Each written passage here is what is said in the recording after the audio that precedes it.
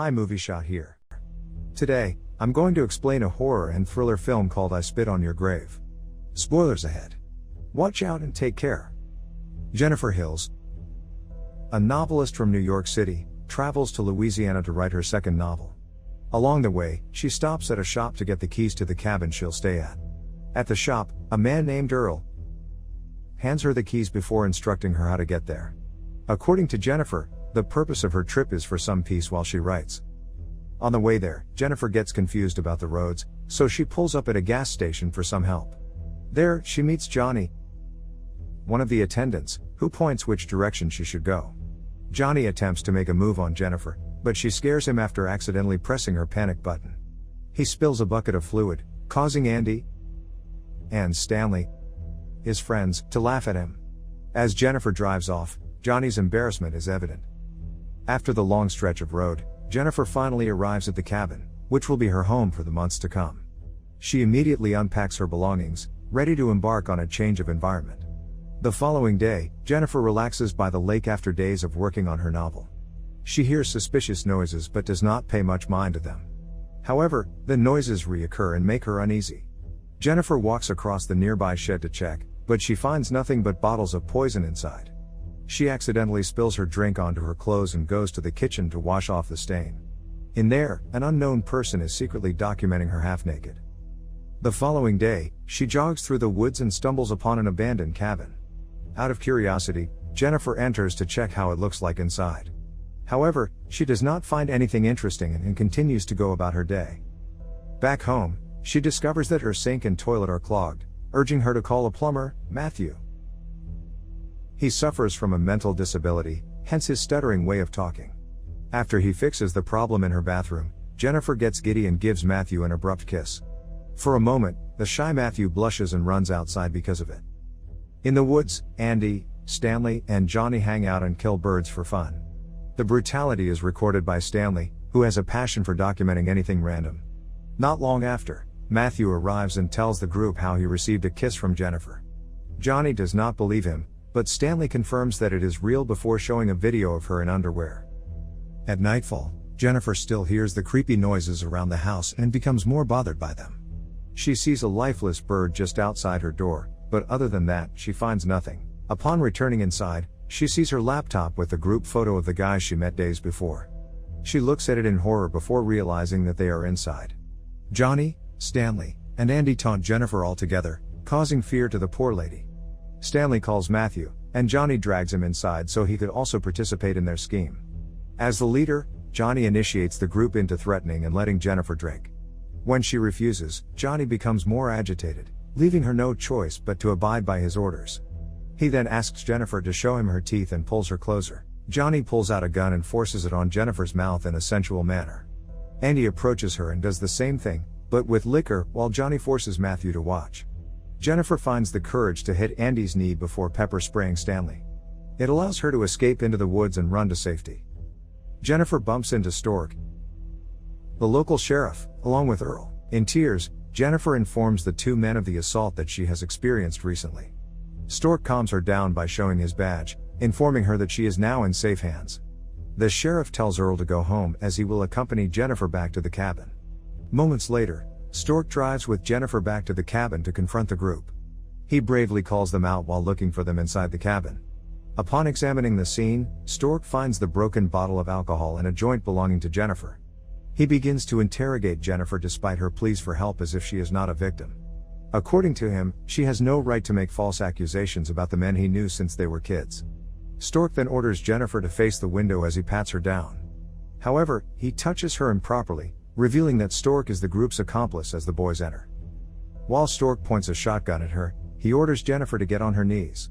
Johnny picks her up while ordering Matthew to remove his pants. At the moment, Jennifer is helpless, to say the least. With 5 heartless men, her chance of survival is at stake.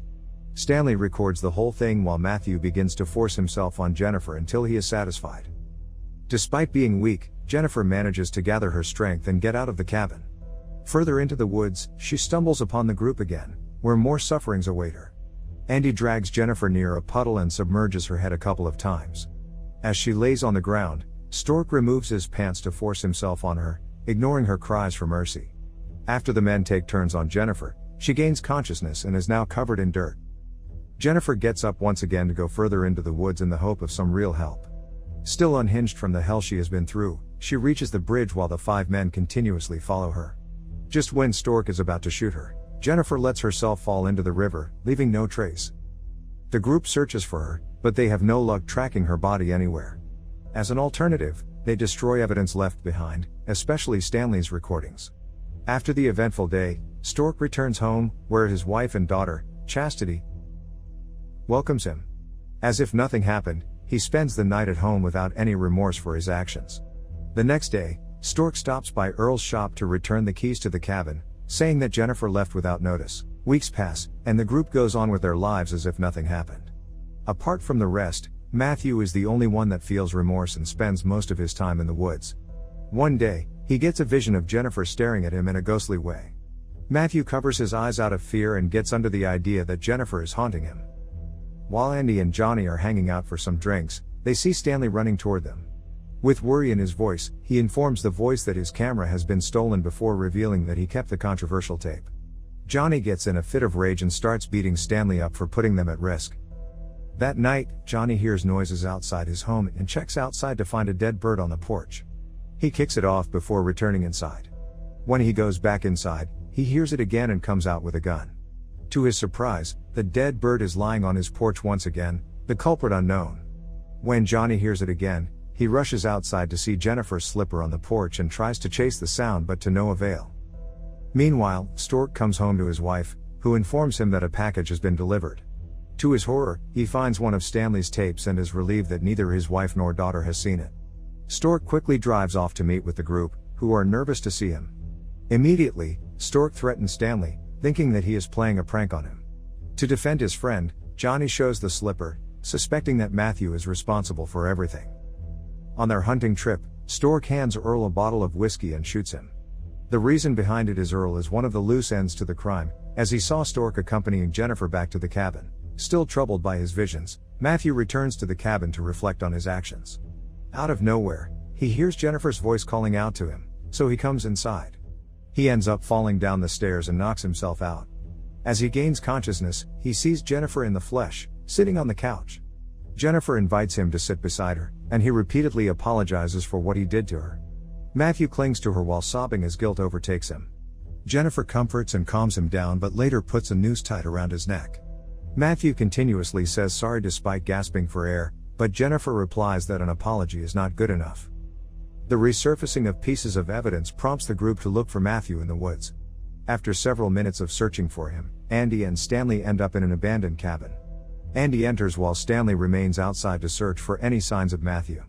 There, he shockingly sees Jennifer standing across him, giving out a smirk.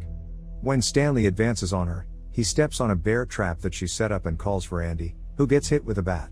Both of them lose consciousness after Jennifer also hits Stanley. After some time, Jennifer ties Stanley to a tree and records him with his camera. She brings out a dead rodent and shoves it in his mouth, which makes him vomit. Jennifer then sets up the camera before using fish hooks to keep his eyes wide open. While recording him, Jennifer guts a fish and spreads its insides all over Stanley's face. The scent of the fish guts attracts numerous crows that begin to peck him. After some time, his eyeballs are eaten by the birds, and he bleeds to death. Meanwhile, Andy wakes up inside the rundown cabin, tied on a few boards over a bathtub. The water in the tub keeps rising just as Jennifer enters to check on him. Andy begs her to let him go, but she is sure about inflicting the same torture that she went through. Jennifer repeatedly submerges his head into the water before throwing in some lye and removing one of the planks. Andy is left with no choice but to hold himself up with all his strength to stay up, but his body eventually falls into the water. Because of this, Andy's face is eventually burned, causing death upon him. The following day, Jennifer stops by the local gas station where Johnny works. She seduces him by wearing a short skirt and attacks him the moment he comes close. As part of her plan, she brings him back to the cabin to release her wrath upon him. When Johnny gains consciousness, he finds himself tied to the ceiling without any clothing. His torment begins when Jennifer pulls out his teeth one by one using pliers, making him realize his mistakes. Jennifer brings out a gun and forces it on Johnny's mouth, just like what he did to her. However, he manages to laugh, which makes Jennifer more agitated. Using hedge clippers, she cuts Johnny's private part before shoving it in his mouth. He screams in terror before eventually bleeding to death. Finally, Jennifer is down to her last target, Stork. The sheriff receives a call from his family, receiving news that Chastity's teacher is at their home. On the phone, Jennifer greets Stork, leaving him in a state of disbelief. Out of concern for his family, he quickly drives back home, only to find out that Chastity came with Jennifer. Stork arrives at an empty playground with his daughter still out of sight. Worries start to overtake him, and he runs back to the cop car, where Jennifer knocks him unconscious. Upon waking up, he finds himself inside the cabin with a rifle shoved inside him. Showing no mercy, Jennifer talks about how nice Chastity is and how he could stomach assaulting a woman. She shoves the rifle deeper, causing unimaginable pain to the sheriff. Across the room, Jennifer reveals that Matthew is alive but unconscious. A string attached to the trigger is tied around Matthew's wrist, which will kill both men if he moves. At this point, Stork desperately begs for his life, but Jennifer completely ignores him. Unbothered by his cries, Jennifer walks out of the cabin, patiently waiting for the situation to take its turn. Matthew eventually wakes up, urging Stork to calm him down. However, Matthew's mental incapacity causes him to panic and unknowingly pull the trigger, ending their lives. Outside, Jennifer realizes that she has gotten her revenge, and she celebrates with a faint smile.